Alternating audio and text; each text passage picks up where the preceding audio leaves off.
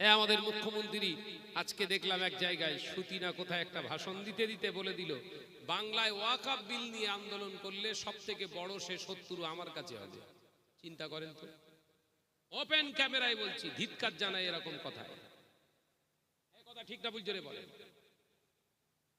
ওয়াকফ নিয়ে আমি আর বলবো না, নতুন করে আমাকে বারবার ডোন্ট ইনসিস্ট মি। ওয়াকফ আমাদের এখানে কোনো কোশ্চেন নেই। যদি ওয়াকফ নিয়ে আন্দোলন করতে হয় দিল্লিতে যান, এখানে নয়।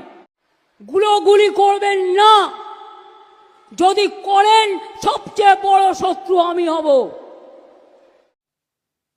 আমাদের মুখ্যমন্ত্রী আজকে দেখলাম এক জায়গায় সুতি না কোথায় একটা ভাষণ দিতে দিতে বলে দিল, বাংলায় ওয়াকফ বিল নিয়ে আন্দোলন করলে সবথেকে বড় সে শত্রু আমার কাছে হবে। চিন্তা করেন তো, ওপেন ক্যামেরায় বলছি, ধিক্কার জানাই এরকম কথা। এই কথা ঠিক না বুঝ জোরে বলেন। বাংলায় আন্দোলন হবে না মানে দেশের বাইরে? বাংলাটা কি দেশের বাইরে? কেন্দ্র সরকার কোনো কিছু করলে আপনি এখানে চেল্লান কেন? কথা বলছেন না কেন? কেন্দ্র সরকার কিছু করলে আপনি এখানে আন্দোলন করেন কেন? দিল্লি যে করবে, আমাদের রক্তক্ষরণ হচ্ছে, আমরা চেল্লাবো। এই দেশের নাগরিক আমরা, কথা বলছেন না কেন? আমাদের বাপ দাদা 14 পুরুষেদের রেখে যাওয়া সম্পত্তি তুমি হস্তক্ষেপ করবে, আমরা চেল্লাবো না? চালাকি পেয়েছো? এরকম মন মানসিকতা, এরকম চিন্তাতে আমরা ধিক্কার জানাই। আমরা প্রত্যাশা করি না, আশা করি না আপনার কাছ থেকে এরকম কথা। আজকে বাংলার নাগরিক, বাংলার মুসলমান, বাংলার হিন্দু, বাংলার জৈন খ্রিস্টান বাইরের রাজ্যে গিয়ে কাজ করে খেতে পাচ্ছে না, ধরে ধরে সব পিটছে। কেন? অন্যায় কি? বাঙালি তারা। দেখেননি? দেখেননি? কই আপনার ভূমিকা কই? আপনি কি চাইছেন? মোল্লাদেরকে নিয়ে খেলা করতে চাইছেন? মোল্লাদের কিন্তু জ্ঞান ফিরছে, মোল্লাদের জ্ঞান ফিরছে, আগামী দিন বুঝতে পারবেন।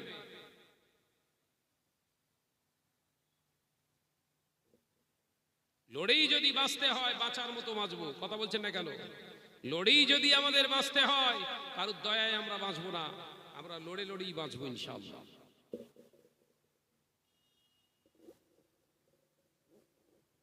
আমি অবাক হয়ে গেলাম আজকে বক্তব্যটা শুনে। বাংলার একজন অভিভাবক, আমাদের বাংলার মুখ্যমন্ত্রী মানে আমাদের তো অভিভাবিকা, কথা বলছেন না কেন? তিনি এমন মন্তব্য করতে পারে?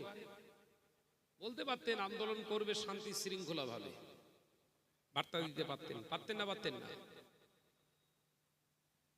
এনআরসি নিয়ে যখন এনআরসি সিএ আইন পাশ করলো, বিল পাশ করলো, তখন আপনি রাস্তায় নেমেছিলেন। মুসলমানদের জন্য নামছেন না কেন?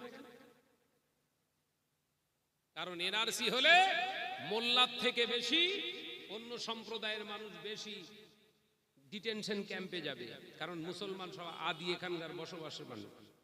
কথা ঠিক না বুঝ জোরে বলে? তার বেলা আপনি আন্দোলন করলেন। মন মানসিকতাটা চেঞ্জ করেন, নইলে আগামী দিনে কিন্তু এই মোল্লার ব্যাটারাই আপনাকে জবাব দিয়ে দেবে।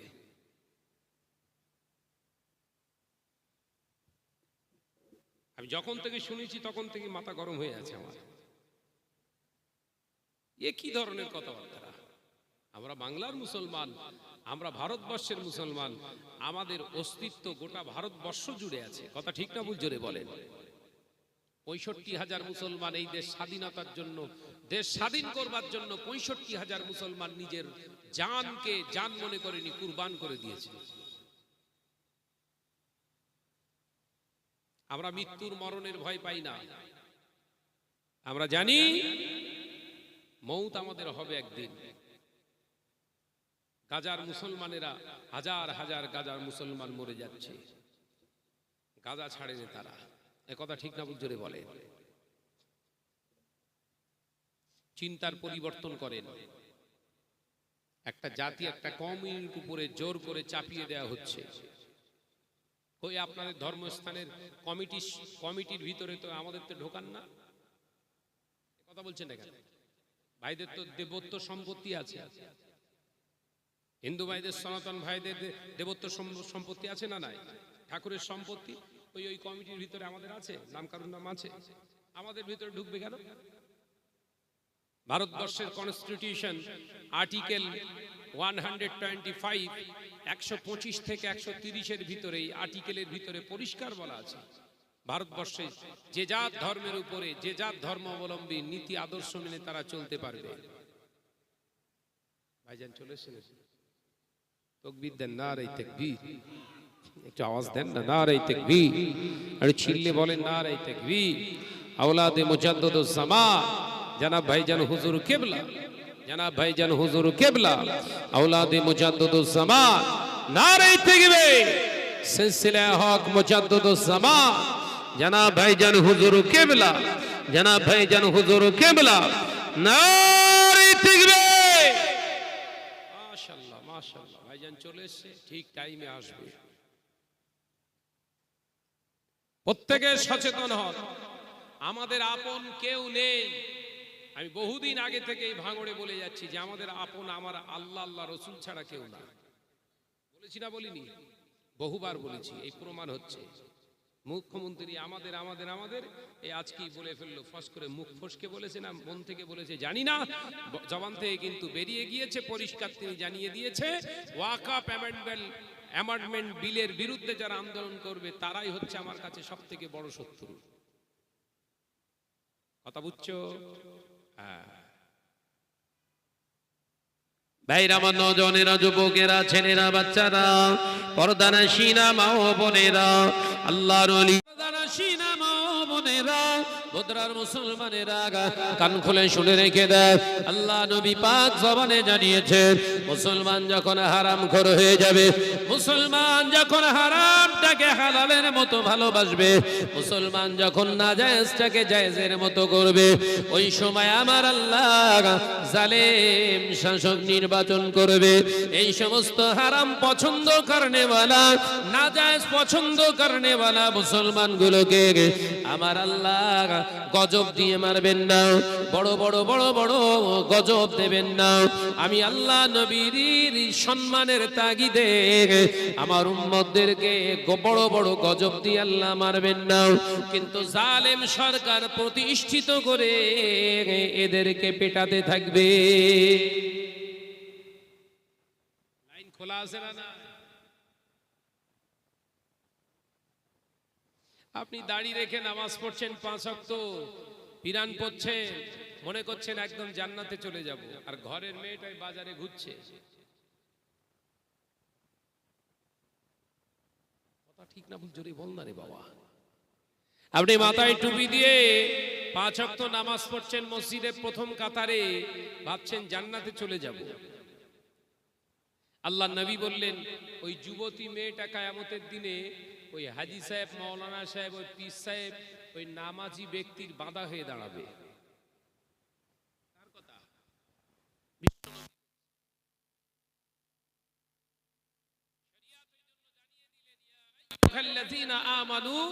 এই আমার বিশ্বাসী সম্প্রদায় বান্দা, তোমরা শোনো, আমি আল্লাহ বলছি কু আনফুসাকুম, তুমি নিজেকে আগে বাঁচাও, জাহান্নামের আগুন থেকে নিজেকে বাঁচাও, ওয়া আহলিকুম নারা, এরপরে তোমার কর্তব্য দায়িত্ব হলো তোমার মেয়ে, তোমার মা, তোমার বোন, তোমার বিবি, এই 4 জনকে হেজাবি করে রাখো, জাহান্নামের আগুন থেকে তাদেরকে বাঁচাও। কে বলছে? বলো বলো। আল্লাহ বলছে। আল্লাহর কথা আপনি মানলেন, নামাজ পড়ছেন কিন্তু মেয়েদেরকে হেজাবি করেননি, মার খাবেন না? খাবেন না?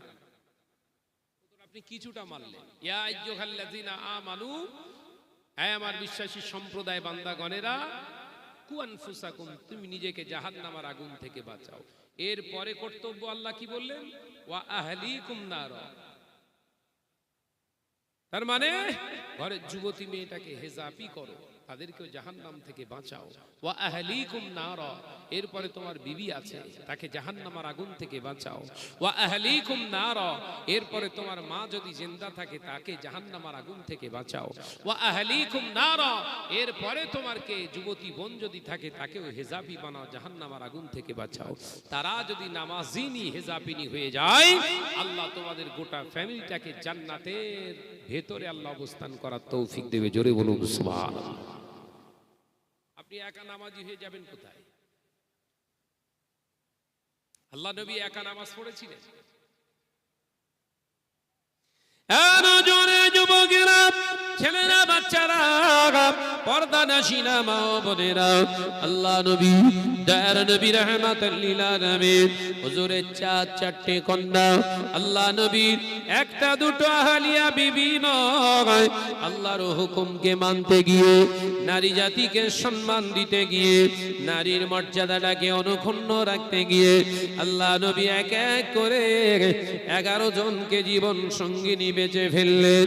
এ নওজওয়ানেরা, যুবকেরা, আমাদের মতো পাকা ঘর নবী ছিল না, আমার দয়ার নবীর বস্তা ভর্তি খানা বাড়িতে ছিল না, আমার নবী নিজের বিবি কন্যাদেরকে দামি দামি পোশাক কিনে দিতে পারেননি। বছরের পর বছর একটা পোশাকেই কাটিয়ে দিয়েছে। আল্লাহ নবীর এক বেলা খাওয়া হতো আর এক বেলা খাওয়া হতো না, অনাহার অবস্থাতে দিন গুজরান করেছে। অভাবের তাড়নায় পৃথিবীর কোন মানুষের কাছে ভিক্ষা চায়নি। ও নজনেরা, মুরব্বিয়ার গণেরা, আমার নবী চারটে কন্যা 11 জন আহলিয়াদেরকে নিয়ে জীবন ধারণ করেছে। 63 বছরের জিন্দেগিতে একটা সেকেন্ডের জন্য পৃথিবীর কোন বিজ্ঞান প্রমাণ করতে পারবে না আমার নবী ওই টোটাল 15 জন ঘরের মহিলার চেহারার বর্ণনা কিয়ামত হয়ে যাবে। আল্লাহ নবী দয়ার নবী রাহমাতুল লিল আলামিনের ঘরের একজন নারীর চেহারা রূপের বর্ণনা কেউ দিতে পারে না। একবার জোরে হবে না? 11 জন আহলিয়া, 4 জন কন্যা, টোটাল কত? 15। বাড়ি কিসের? ছিটে বেড়ার ঘর। কারোর মাজাল নেই। নবীর একটা কন্যার দেখতে কেমন ছিল, হাইট কেমন ছিল, ফর্সা ছিল না কালো ছিল, ক্ষমতা নেই। একজন পুরুষ 15 জন মহিলাকে, 4 জন নিজের কন্যা আর 11 জন আহলিয়াদেরকে এইভাবে পালন করেছে। কিয়ামত হয়ে যাবে, এখনো তাদের বিরুদ্ধে কেউ আঙুল তুলতে পারে না। একবার জোরে বলুন না। আর তোমার এক পিস এলাকা চষে বেড়াচ্ছে। তুমি মুসলমান সাজো, মুসলমান সেজে ঘুরছো, এমনি ওয়াকফ অ্যামেন্ডমেন্ট পাস হয়নি, 2 দিন পর তোমার ঘর থেকে তাড়াবে। বাপের ভিটে 35 ভিটে থেকে লাফ মেরে মেরে তাড়াবে। অরিজিনাল মুসলমান না তো। অরিজিনাল মুসলমান হলে কেউ কিছু বলবে না আপনাকে। বলবে? খাজা গরিবে নওয়াজ মঈনুদ্দিন চিশতি আজমির রহমাতুল্লাহ আলাইহি হুজুর আমার তারাগড় পাহাড়ের পারদেশে নিজের ঘর করেছিলেন। খাজা গরিবে নওয়াজ মঈনুদ্দিন চিশতি আজমির রহমাতুল্লাহ আলাইহিকে তাড়ানোর জন্য পৃথিরাজ চৌহান, অজয়পাল যোগী চেষ্টা করেছিল না করেনি? তাড়াতে পেরেছে? কথা বলে না। তাড়াতে পেরেছে?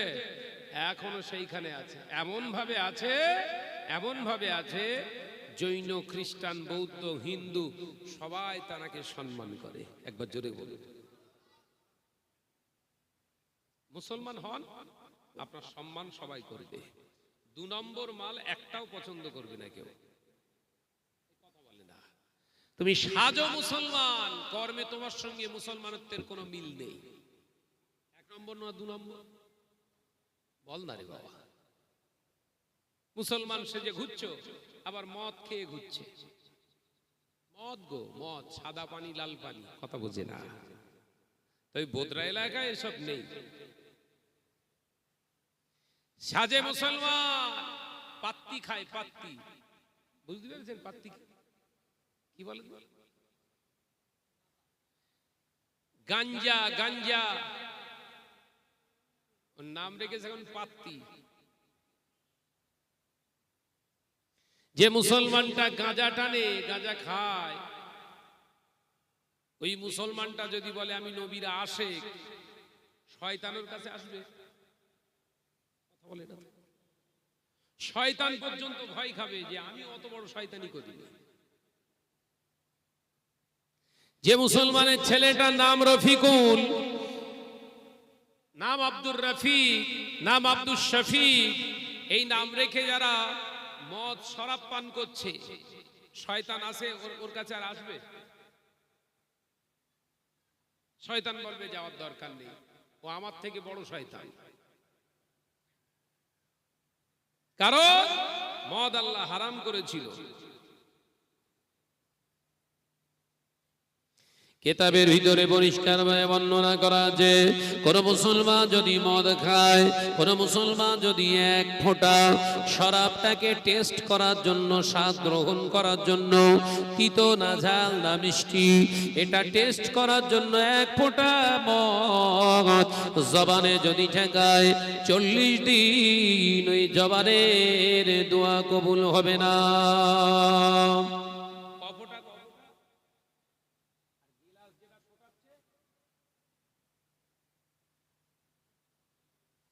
এই গেলাস ধরে যারা মারছে, এদের দোয়া তাহলে কতদিন পর কবুল হবে?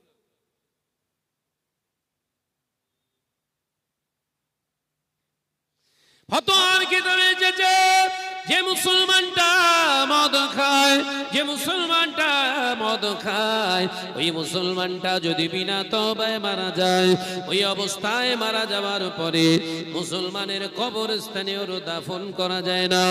কোন নামাজি মুসল্লি ওর জানাজা আদায় করতে পারবে না। যারা মদ খায় ওরা যদি বিনা তওবায় মারা যায়, কোন নদীর ধারে কিংবা পুকুরের পাড়ে বড় গর্ত খুঁটে ওকে পুঁতে রেখে চলে এসো, ওর জন্য চায়রামা করা যায় না, ওর জন্য কলমাখানি করা যায় না, ওর জন্য 7 দিনে করা যায় না। যদি ওর জন্য বিরাট আয়োজন করা হবে দুয়ার মজলিস, ওই দুয়ার মজলিসের দোয়া আল্লাহ দরবারে কবুল হবে না। মাথায় ঢুকছে কিন্তু মদ কর মরে গেলি, আমার মাল দিলি দুয়া এমন ঠেলবো যেই সেই বেহেশতের দরজা খুলে যায়। এই কথা বলে না কেন? কথা বলছে না কেন? জান্নাতে পৌঁছে দিন। ফেরেশতারা বলছে হ্যাঁ হুজুর পৌঁছাবো, তুই একবার কবরে আয়, একসঙ্গে পৌঁছাবো। এই কথা বুঝতে যাচ্ছে না নাকি? তার জন্য দোয়া করছিস? মাতালের জন্য দোয়া?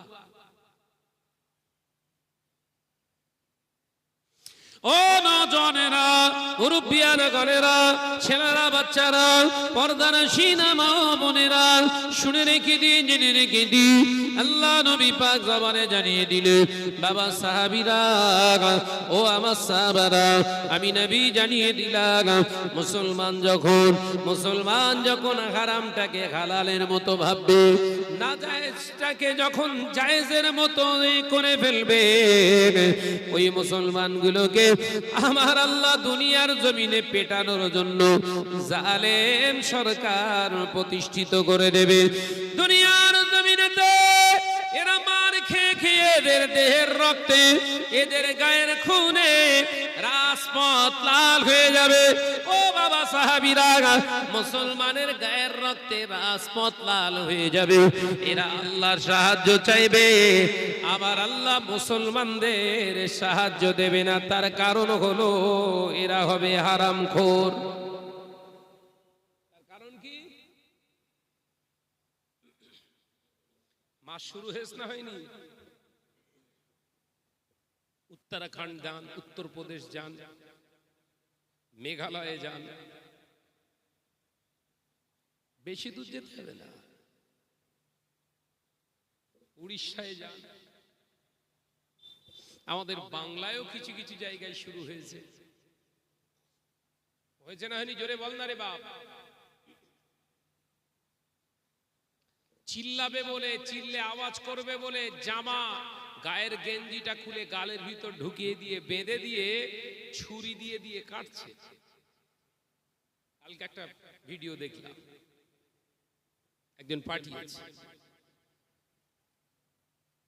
মুসলমান রাস্তা দিয়ে স্বামী স্ত্রী যাচ্ছিল, সন্দেহ হয়েছে বলে মুসলমান কিনা ভেরিফাই করার জন্য মারবে বলে রাস্তাতে দাঁড় করিয়ে প্যান খুলে উলঙ্গ করে অঙ্গ দেখে গুপ্তাঙ্গ দেখে তবে মাস শুরু করেছে। কথা তৈরি করে বলছি মনে হচ্ছে নাকি? কারণ কি? আমাদের অস্তিত্ব আমরা হারিয়ে ফেলছি। আমাদের থাকার দরকার ছিল রসুলের কাছে, আমাদের থাকার দরকার ছিল কোথায়? আল কোরআনের কাছে। আমরা যাচ্ছি তো গান বাজনার কাছে, মদের কাছে, জেনার কাছে। এই কথা বলছেন না কেন? থাকার দরকার ছিল কোথায়? কোরআনের কাছে। থাকার দরকার ছিল হাদিসের কাছে, আল্লাহ রসুলের কাছে থাকার দরকার ছিল। যাচ্ছি কোথায়?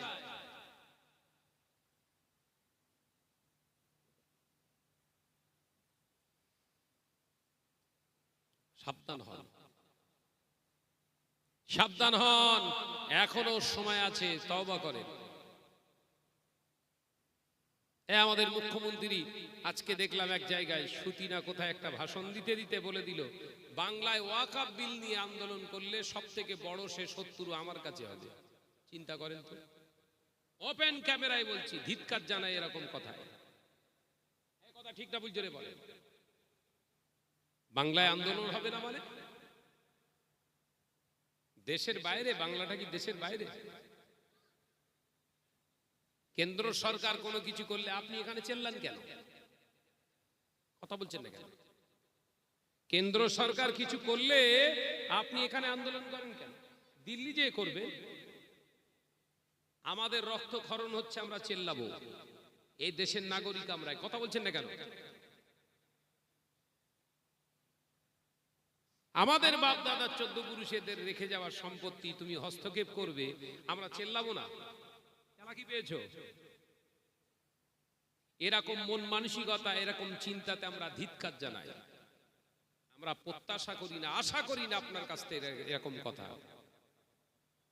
আজকে বাংলার নাগরিক, বাংলার মুসলমান, বাংলার হিন্দু, বাংলার জৈন খ্রিস্টান বাইরের রাজ্যে গিয়ে কাজ করে খেতে পাচ্ছে না, ধরে ধরে সব পিটছে। কেন? অন্যায় কি? বাঙালি তারা। দেখেননি? দেখেননি? কই আপনার ভূমিকা কই? আপনি কি চাইছেন? মোল্লাদেরকে নিয়ে খেলা করতে চাইছেন? মোল্লাদের কিন্তু জ্ঞান ফিরছে, মোল্লাদের জ্ঞান ফিরছে, আগামী দিন বুঝতে পারবেন।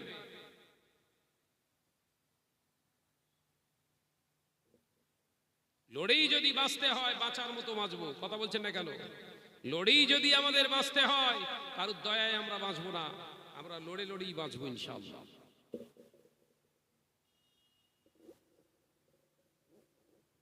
আমি অবাক হয়ে গেলাম আজকে বক্তব্যটা শুনে। বাংলার একজন অভিভাবক, আমাদের বাংলার মুখ্যমন্ত্রী মানে আমাদের তো অভিভাবিকা, কথা বলছেন না কেন? তিনি এমন মন্তব্য করতে পারে? বলতে পারতেন আন্দোলন করবে শান্তি শৃঙ্খলা ভাবে, বার্তা দিতে পারতেন। পারতেন না? পারতেন না? এনআরসি নিয়ে যখন এনআরসি সিএ আইন পাশ করলো, বিল পাশ করলো, তখন আপনি রাস্তায় নেমেছিলেন। মুসলমানদের জন্য নামছেন না কেন? কারণ এনআরসি হলে মোল্লার থেকে বেশি অন্য সম্প্রদায়ের মানুষ বেশি ডিটেনশন ক্যাম্পে যাবে, কারণ মুসলমান সব আদি এখানকার বসবাসের মানুষ। কথা ঠিক না বুঝে বলে? তার বেলা আপনি আন্দোলন করলেন। মন মানসিকতাটা চেঞ্জ করেন, নইলে আগামী দিনে কিন্তু এই মোল্লার ব্যাটারাই আপনাকে জবাব দিয়ে দেবে।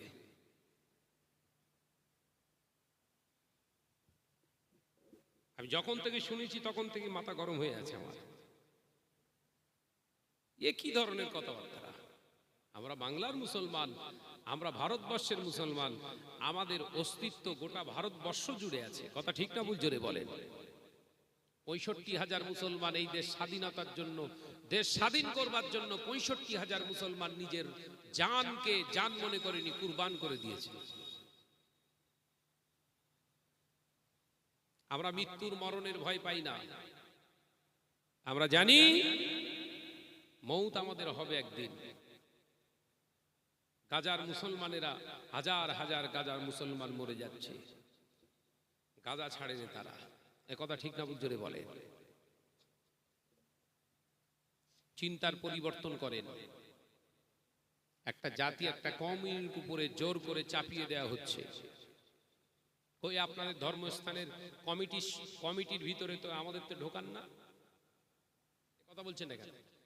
ভাইদের তো দেবত্ব সম্পত্তি আছে, হিন্দু ভাইদের সনাতন ভাইদের দেবত্ব সম্পত্তি আছে না নাই? ঠাকুরের সম্পত্তি ওই কমিটির ভিতরে আমাদের আছে, নাম কারুর নাম আছে, আমাদের ভিতরে ঢুকবে কেন? ভারতবর্ষের কনস্টিটিউশন আর্টিকেল 125 125 থেকে 130 ভিতরে, এই আর্টিকেলের ভিতরে পরিষ্কার বলা আছে ভারতবর্ষে যে জাত ধর্মের উপরে যে জাত ধর্মাবলম্বী নীতি আদর্শ মেনে তারা চলতে পারবে। ভাইজান চলে এসেছেন, তাকবীর দেন, নারে তাকবীর, একটু আওয়াজ দেন না, নারে তাকবীর, আর ছিল্লে বলেন নারে তাকবীর। আওলাদে মুজাদ্দিদুজ জামান জনাব ভাইজান হুজুর কিবলা, জনাব ভাইজান হুজুর কিবলা, আওলাদে মুজাদ্দিদুজ জামান, নারে তাকবীর। সিলসিলা হক মুজাদ্দিদুজ জামান জনাব ভাইজান হুজুর কিবলা, জনাব ভাইজান হুজুর কিবলা, নারে তাকবীর। মাশাআল্লাহ মাশাআল্লাহ, ভাইজান চলে এসেছে, ঠিক টাইমে আসবে। প্রত্যেকে সচেতন হন, আমাদের আপন কেউ নেই। আমি বহুদিন আগে থেকে এই ভাঙড়ে বলে যাচ্ছি যে আমাদের আপন আমার আল্লাহ, আল্লাহ রসুল ছাড়া কেউ না। বলেছি না বলিনি? বহুবার বলেছি, এই প্রমাণ হচ্ছে। মুখ্যমন্ত্রী আমাদের আমাদের আমাদের এই আজকেই বলে ফেললো, ফস করে মুখ ফসকে বলেছে না মন থেকে বলেছে জানি না, জবান থেকে কিন্তু বেরিয়ে গিয়েছে, পরিষ্কার তিনি জানিয়ে দিয়েছে ওয়াকফ অ্যামেন্ডমেন্ট বিলের বিরুদ্ধে যারা আন্দোলন করবে তারাই হচ্ছে আমার কাছে সব থেকে বড় শত্রু। কথা বুঝছো? হ্যাঁ ভাইরা, আমার নজনেরা, যুবকেরা, ছেলেরা, বাচ্চারা, পর্দানাশীনা মা ও বোনেরা, আল্লাহর ওলি